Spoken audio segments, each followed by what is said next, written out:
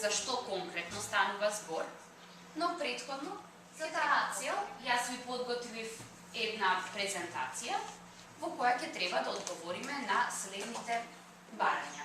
Да видиме што е автобиографија. Ајде Селма. Значи, автобиографија е прозна творба во која што авторот ги опишува сите свои доживувања. Литературно научен вид и тука писателот ги искажува своите доживувања во животот, своите Ставови, добро, ставови. Авторот ги искажува точните и истините. Автобиографија е литературно-научен вид творба во која авторот го раскажува својот живот за собствените доживувања, а ги изнесува и условите во кои живее на творба. Ајде Совче.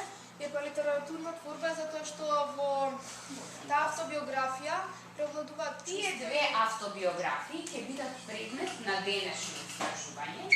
Имено, јас ви поставив една работна задача во која треба да одговорите на неколку барања. Еве во што се состои задача. Создадете есеј во кој ќе се задржите на следните барања.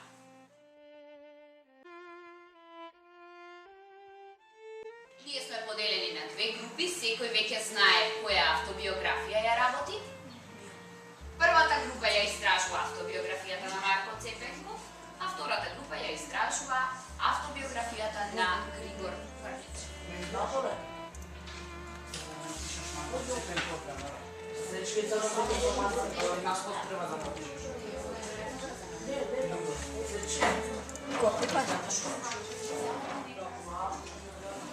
Само овде да види мола.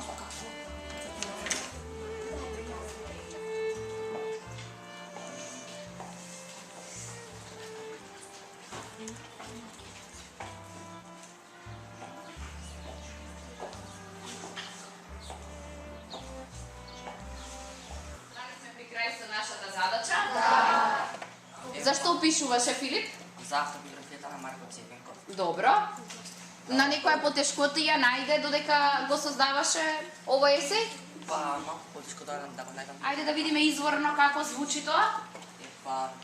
Прочитај ми дел од тоа.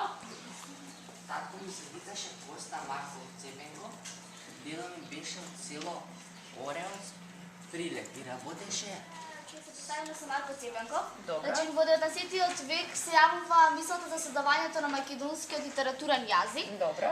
Едните чирини сметале дека треба македонскиот јазик да има влијание од бугарскиот јазик, но сепак имало едни што мислеле дека треба да се земат оние јазици кои ќе бидат стандардни и кои се чисти, кои немаат влијание од соседните држави. Значи така да ќе биде заземен и основа на македонскиот јазик врз основа на велешкиот говор.